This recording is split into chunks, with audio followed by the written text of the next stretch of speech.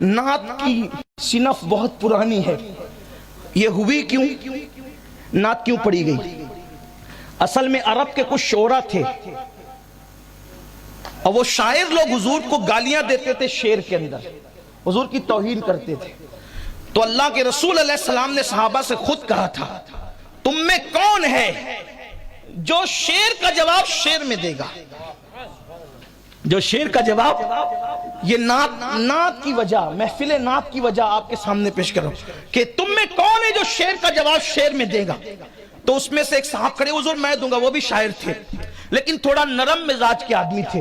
انہوں نے ان کا جواب دیا، یعنی دشمنان رسول کا جواب دیا شعر کے انداز میں. حضور نے کہا تو بہت نرم اور ہلکا ہلکا جواب دیتا ہے، کوئی مجھے ایسا چاہیے جو شدت سے جواب دے، یعنی ہلکا پھلکا نہیں، اس کے لہجے میں شدت ہونی چاہیے. شدت، لوگ شدت کے نام سے ڈرتے ہیں. یار یہ شدت اسلام میں کہاں سے آئی؟ ہم کہتے ہیں جواب کے لیے شدت کی ضرورت ہوتی ہے، کیونکہ جس کے دل میں جتنا عشق ہوتا ہے، جتنی محبت ہوگی اتنی شدت بھی ہوگی. اس لیے کہ قرآن شدت کا ذکر کرتا ہے والذین آمنوا اشد، شدت کا ذکر قرآن کہتا ہے والذین آمنوا اشد حبا للہ، کہ جو اللہ رب العزت سے شدت سے محبت کرتے ہیں وہ مومن لوگ ہیں. اور محبت میں جتنی شدت ہوگی اتنا نبی کے دشمنوں کے ساتھ بھی شدت ہوگی. اسی لیے ہم کہتے ہیں دشمن احمد پہ شدت کیجیے، دشمن احمد پہ شدت کیجیے. یہ نرم نرم باتیں یہ رحماء بینہم آپس کے لیے ہے، ورنہ قرآن کی 114 آیتیں سیوف ہے. قرآن میں 114 آیتیں ہیں جنہیں آیات سیوف کہتے ہیں یا آیات سیف کہتے ہیں. اس کی تفصیل جا کر کے پڑھیے. کہتے ہیں نہیں یار تھوڑی سی بات تھوڑی نرم ہونی چاہیے. بالکل نرم ہوگی. کس کے ساتھ؟ رحماء بینہم، اپنوں کے ساتھ. لیکن جب دیکھو کوئی نبی سے غداری کر گیا، حضور سے دشمنی کر گیا، حضور کی بے ادبی کر گیا، کہ اب وہ کوئی ہو، کسی ملک کا صدر ہو، سیکریٹری ہو، کسی شہر کا ایم ایل اے ہو، ایم پی ہو، کوئی مولوی ہو، کسی کی رعایت نہیں ہوگی. کیوں؟ اس لیے کہ کلمہ جس کا پڑا ہے اس سے محبت شدت سے ہے. ابھی آگے اگر وقت رہا تو بتاؤں گا کہ محبت کی شدت کیا ہوتی ہے. تو حضور نے فرمایا کہ ذرا شدت والا کیونکہ ادھر سے شدت سے تیر آ رہے جملوں کے، جواب شدت سے ہونا چاہیے. تو حضرت حسان کھڑے ہوئے، اور حسان بن ثابت نے شدت سے جواب دیا.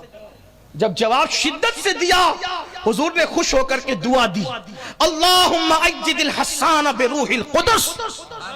اللہ جب تک حسان میری طرف سے ان میرے دشمنوں کو جواب دیتا رہے تو جبریل کے ذریعے سے اس کی مدد فرماتا رہے. پتہ چلا حضور کی توہین سن کر کے چپ رہنے والے گونگے شیطان ہیں، جواب دینے والے حسان بن ثابت کے لیے حضور فرما رہے کہ میری طرف سے جواب دیتا رہے جب تک حسان جبریل کے ذریعے سے مدد ہوتی رہے. اور یہ دعا صرف حضرت حسان کے لیے نہیں ہے، ہر اس عاشق مصطفیٰ کے لیے ہے جس کی زبان مصطفیٰ جان رحمت کے لیے چلتی ہے. اپنے دشمنوں کو تو سبھی کوستے ہیں، زبان وہ زبان ہے جو مصطفیٰ جان رحمت کی تعریف میں کھلتی ہے، ان کی تائید میں کھلتی ہے. اپنے دشمنوں پہ صبر کر جاؤ.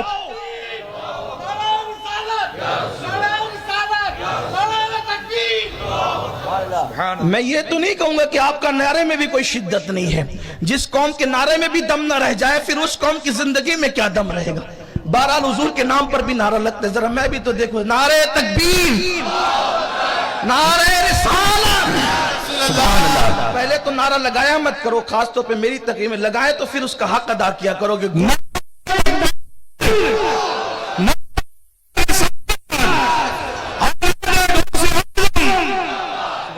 اس لیے کہ میں کبھی آپ سے نعرے کا طلبگار کبھی نہیں رہا ہوں، لیکن جب یاروں کا ذکر ہو پھر وہ بھی اللہ کے یار کا ذکر، محبوب کردگار کا ذکر، پھر اس کی بات ہی کچھ ہونی چاہیے.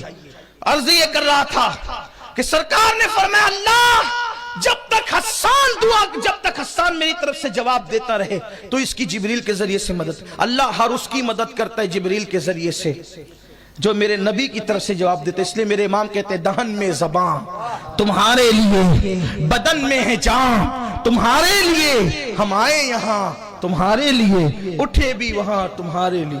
تو حضور نے یہ نعت کا سلسلہ اس طرح سے شروع کروایا، ورنہ نعت تو جناب یوسف علیہ السلام نے بھی پڑھی، اس کا ذکر الگ آتا ہے، حضرت موسیٰ علیہ السلام نے بھی پڑھی، حضرت عیسیٰ علیہ السلام نے بھی پڑھی۔